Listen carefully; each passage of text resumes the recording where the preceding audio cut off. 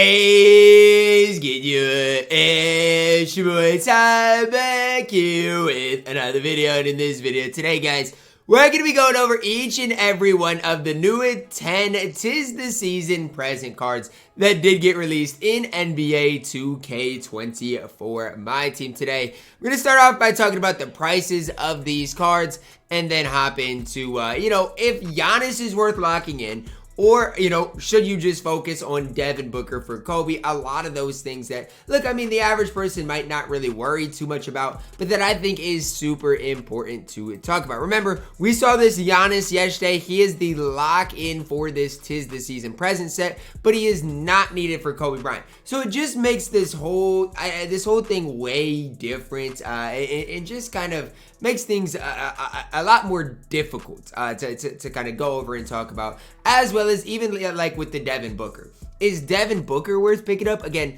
things that we do need to talk about. And we're going to start it off at the bottom with Khris Middleton. And as we dive into that, if you are new to the channel, man, make sure to smash that subscribe button. We are on the road towards 130,000 subscribers. For Khris Middleton here, let's start with the release. His release, I think, is very mediocre. Now, I'm not saying like it's horrible, or I'm not saying it's unusable. I'm not saying anything like that. But I use the Bucks and play now. And so you think, oh, Ty, you know how good his release is, right? You've used him. You know how good Khris Middleton is. I'm going to be honest with you. Khris Middleton's going to be very mid in my team. The one saving part about Khris Middleton are his badges. I mean, badge-wise, the card is pretty complete. 91 3-ball is high.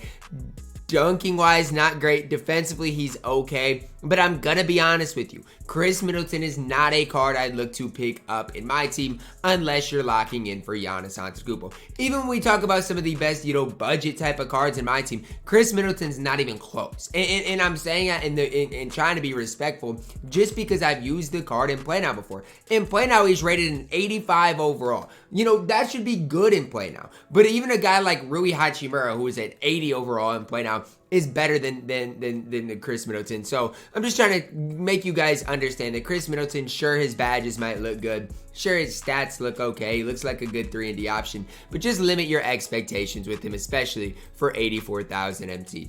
A card to not limit your expectations with is this Austin Reaves card. Austin Reaves is going to be absolutely elite offensively in my team.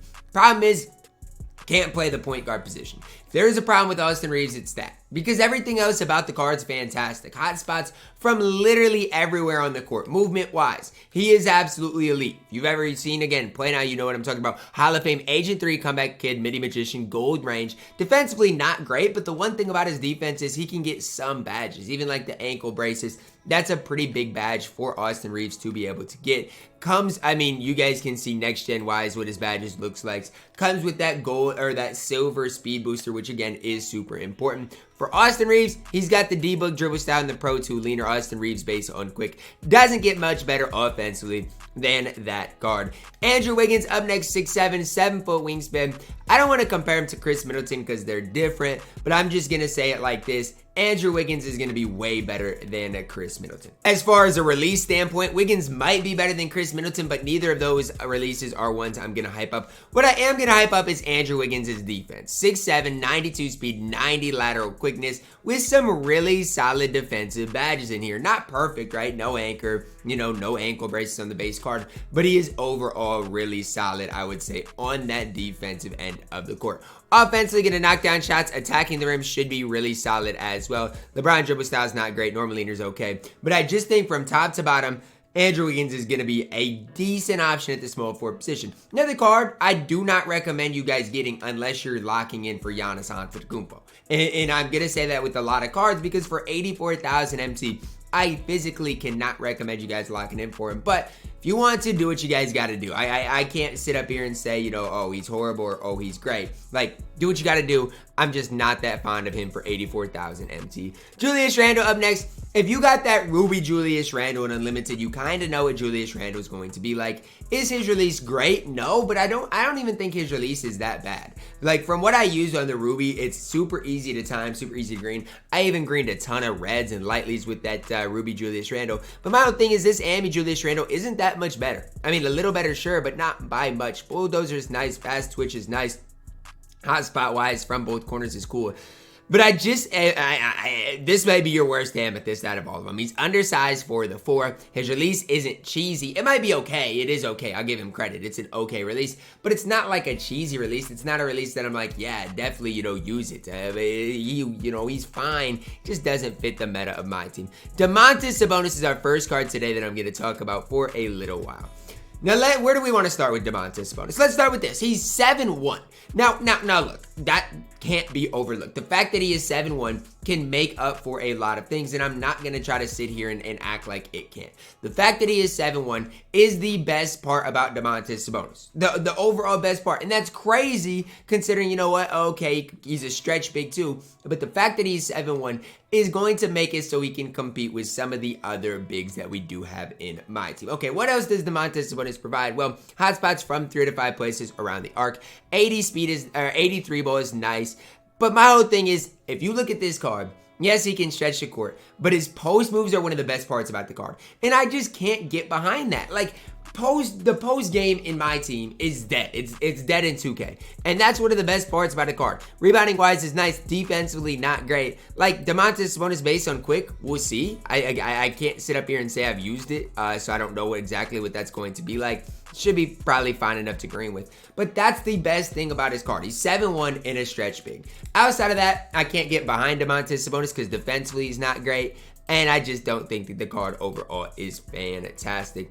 Jrue Holiday Diamond up next, 183,000 MT. So to complete this set MT-wise, you're looking at 1.2 million for Pink Diamond Giannis. Yes, that's a steep price to play. Drew's got a 93 ball, 91 speed. Defensively though, Jrue Holiday is the GOAT. That's all I can sit here and say. He's got an 84 interior, a 95 perimeter, 96 lateral quickness, 91 speed. He's got 94 feet, ankle braces, challenger, clamps, fast feet, glove, big dodger, right stick ripper. Like, defensively, it doesn't get much better than this card is going to be able to provide for you guys on the court. So that's the one thing I do want to make clear. Hall of Fame Needle Threader Unpluckable is nice, as well as he does have some decent playmaking badges. Even comes with a ton of shooting badges. No limitless range, but that is a-okay.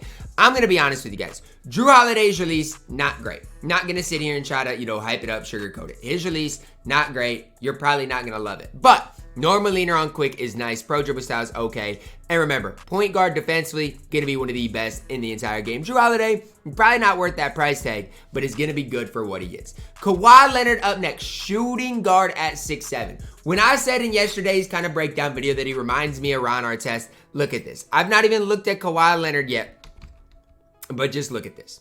When you compare him to Ron Artest, tell me they're not the same card. Tell me they're a little bit different. Like, yes, Artest is a little bit quicker, faster. Kawhi's better in the post. Kawhi's got a little better 3-ball. Kawhi's a little better rebounder. But literally the cards are basically the same card. I'm just throwing it out there. Who's better, I don't know yet. But they're basically the same card. 89 3-ball, 90 speed, fantastic defensively. Think about whatever I just said for Jrue Holiday at the point guard position. That stands for Kawhi at the 2, okay? I mean, you're not going to get much better than this. This card's got everything you could ask for. Shooting-wise, no limitless range. Does that hurt him? I mean, maybe a little bit, but it's just fine. I don't expect too much shooting-wise with Kawhi really ever anyways.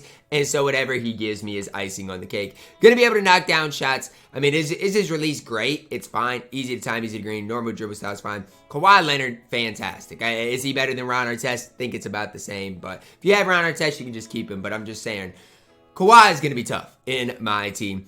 Jayson Tatum up next, 6'8", 6'10 wingspan. Let's start with this. When I looked at the Amethyst Jayson Tatum, I was on record for saying the Amethyst Jayson Tatum was one of the most complete cards in the entire game. The Diamond Jayson Tatum is no different. 93 3-ball, 95 driving hook, 89 speed, 90 ball handle, 92 speed, 92 lateral quickness, good defensively, Hall of Fame clamps, off ball, best offensively, Hall of Fame agent, 3-blinders, mini magician. The problem I have with Jayson Tatum is his release isn't great, his movement's not great, his leaner stinks. That's the problem I have with Jayson Tatum. And when I say his release isn't great, people are going to be like, what, Ty? Jayson Tatum's got one of the easiest releases to time in the entire game. You know what? They're right. His release is super easy to time into green. But I would say it's on the slower side of things when it comes down to it. No unpluckable, no anchor. Is this card to the level of a guy like LeBron James? No. Is he really solid at that small forward position? Yes. Do I prefer him or Kawhi at the small forward? I'd say Kawhi Leonard. And again, that's my opinion. You guys can disagree with me if you want to. That's kind of what makes doing these videos fun is I'm not going to gonna agree with everybody on everything, but this is just my opinion. I don't hate Jayson Tatum. I just think until his release gets on quick, he's going to be tough to run. Anthony Davis Diamond up next. 10 Hall of Famers, 25 on gold, 5 on silver, 2 on bronze, 82 3-ball, 88 speed, perfect defensively. I'm going to be honest, this card is so good in my team. This Anthony Davis is so good. I'd go as far as to saying that when I'm comparing him to Pink Diamond Giannis, I don't know. I mean, yes, Giannis is longer. AD's going to shoot the ball way better. Badge-wise, AD is just as good, especially on the defensive end of the court. You could argue AD is better. I love both of these cards, but I'm just saying, if you do not want to lock in for Giannis, just get Diamond Anthony Davis. For a lot of you guys out there, you're going to have more success with Anthony Davis than Giannis anyways. His 3-ball is good, his speed is good, his defense is fantastic. Don't feel the need to get Giannis. Honestly, if I'm you guys and I don't feel like I need to get Giannis, just get Anthony Davis and Kawhi Leonard. If you want to, two guys that make the best squad in the game, just get those guys, and you don't even have to lock in for that Pink Diamond Giannis. Now, obviously, Pink Diamond Giannis is still going to be the GOAT, but I'm just saying that's an important thing to note. Here's the deal, guys. Devin Booker is the card needed for Kobe Bryant, okay? So none of those cards I just mentioned are needed for Kobe. Devin Booker, you can buy him outright for $183,000. MT is needed for Kobe. Now, hotspots from everywhere on the court, badge-wise, is the thing I'm most excited about or impressed with. Devin Booker, badge-wise, has 53 base badges. Do you guys need me to repeat that? He's got 53 base badges. You want to talk about his defense? It's just fine. You want to talk about his offense? The best in the game at the point guard position. 88 lateral, 93 speed, 94 3-ball. You want to talk about the best point guard in the game? You're looking at him right here in Devin Booker, and it's not particularly close. I'm saying it right now, defensively, he's going to be underrated. He is going to be underrated on the defensive end of the court because people were still running this card, and it needs to be brought up. It needs to be talked about. People were running this Amethyst Devin Booker, and look at how much better the Diamond is on that defensive end of the court. This card is so good. If there's one, even if you don't want Kobe Bryant, if there's one guy I recommend picking up today, it is Diamond Devin Booker. I'm telling y'all right now, he is the truth at that point guard position, especially if you didn't lock in for Penny. Perfect. You saved your MT. Get Devin Booker. You're going to absolutely love the card. We'll talk about Giannis again really quick. Giannis, your ultimate lock-in for that set that we talked about, in which you need AD, all those guys. Look, Giannis badge-wise is fantastic. I can't sit here and say anything bad about the card. You give him catch and shoot, he's going to be greening shots. This card defensively might be the best player in the entire game. The problem for me with Giannis is his lock-in is going to be ridiculously expensive. It's going to be $100 to lock in Giannis. If these prices stand, it is going to be $100 to lock in Giannis. Because, I mean, I'll just do the quick math for you guys. I'll do the quick math. It's not rocket science. Take 84 times 4, 336. And then you take 184 times 4, boom, boom, boom, boom. 1.1 million for Giannis is what it's going to take. Do I recommend locking in Giannis Antetokounmpo? No, I can't. Now, the nice thing about it is you don't need Devin Booker, but Giannis is going to be expensive, guys. He is going to be expensive, so I don't recommend it. For me, I'll probably do it for content purposes, but for you guys, again, probably not a wise decision. That's going to wrap it up for my video today, guys. Let me know your thoughts on it down below in the comments. Drop a like on the video, subscribe if you're new to as always, man. I love you guys, and have a blessed day.